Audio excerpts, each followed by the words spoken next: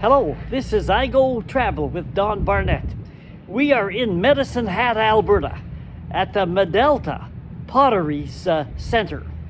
It's an outfit that has made clay pottery for a lot of decades. We are in the historic clay district along the river where the clay was found. Medalta, M-E-D, stood for Medicine Hat, and Alta, A-L-T-A, was the abbreviation for Alberta for many years. Let's go inside. You can still buy unique pottery there today. There's a wide variety of pottery to buy if you like. All kinds of good, interesting designs, quality stuff. I'll just do a little scan here of one of the display areas to give you an idea of some of the pots that they make there today. It's an old plant, historic plant, but they still have it, part of it in operation. Quality work. These are some of the remains of the old historic ovens where they made the clay pottery at. The very first brick plant was built back in 1885. In 1921, they moved to producing stoneware and pottery. And by the 1960s, the operation had basically shut down. And by 1990, only brick was produced. These are some commemorative bricks that companies get their name on, and kind of an arch made outside the building. Also, just outside the front door are these Beehive ovens designed to fire up the clay and turn it into pottery. The Beehive style of oven was used as far back as the Middle Ages in Europe. It took 14,000 bricks to make one of these ovens. You can see where they were strapped with railway rails to both reinforce a stable brick structure and to allow for expansion and retraction of the ovens as they heated up and cooled down. That little hole and arch in the lower right part of the picture in the oven was where they ran the gas line in that provided the heat for the oven. Remember, these ovens worked before thermometers were invented. These ceramic cones here were set in the ovens, and when 2 of the 3 white cones melted, that said the clay had been heated enough and it was time to take it out. These ceramic cones were the forerunners of the modern thermometer. In that medieval design of those domed Beehive ovens, only the weight of the ovens kept the bricks in place. There was no mortar to melt down and wear away. So no mortar to hold the bricks, only weight. Inside the building, you could actually walk into one of the ovens. So let's walk in. There's the chimney in the middle part of the floor, and the little arches is where the gas lines brought the gas into the oven. And the air circulated down through the floor and up through the chimney. There's one of the little arches again where the gas lines ran the gas in. And we'll just swing the camera around a little bit, and the chimney, of course, if things really heated up in here.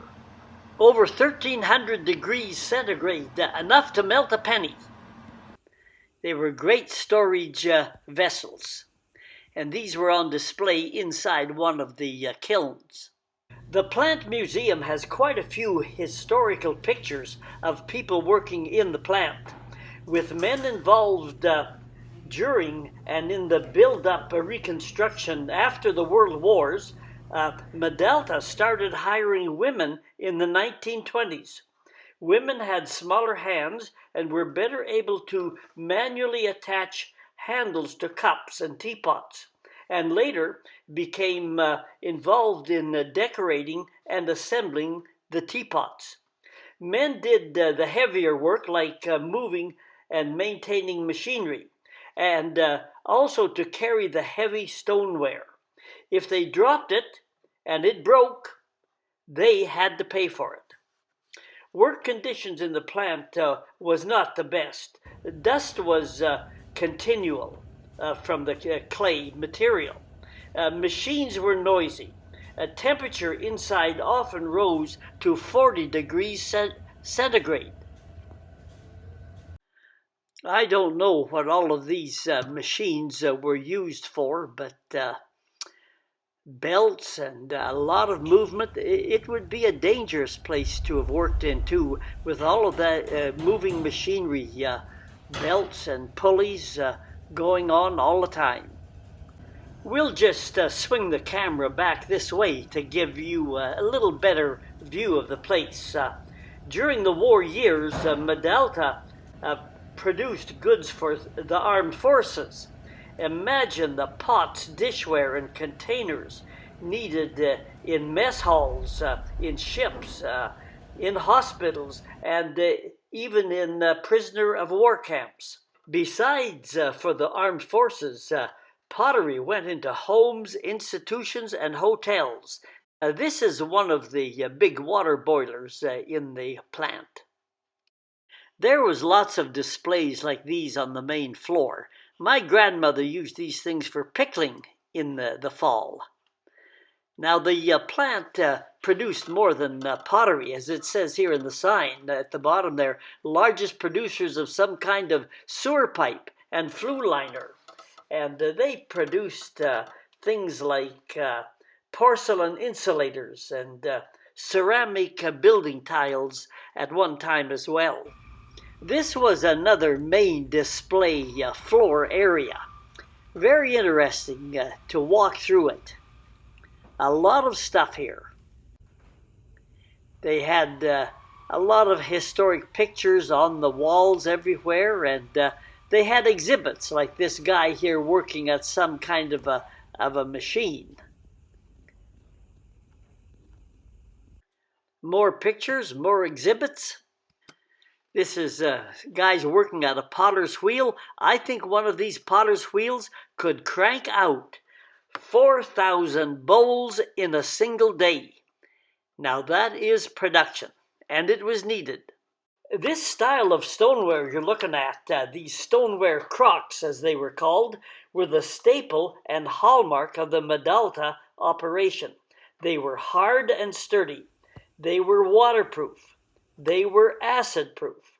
They were, at the time, ideal containers for storing food. Remember, this was a time before we had these refrigerators or freezers in our homes. More displays of pottery pieces here. I can recall as a kid eating and drinking out of these cups and bowls somewhere, probably in a couple of different university cafeterias. But this stuff is really familiar with me, that kind of the whitish gray color with the green bands, a hallmark, mark of the Medalta pottery factory. If you're lucky, you can catch some of the people still working in the plant. This is a employee pouring clay liquid stuff. That pail would be pretty heavy. This was the bottom floor of an actual kiln that was on display in the area, in the museum. And they also offered classes for kids and maybe for adults too, I'm not sure. But it was a workroom, a hobby room. They're still making pottery. Let's just wind it up with a view of some of the available stuff you can buy. And it's on display, all kinds of bowls and containers. These hold some kinds of perfumes, I think.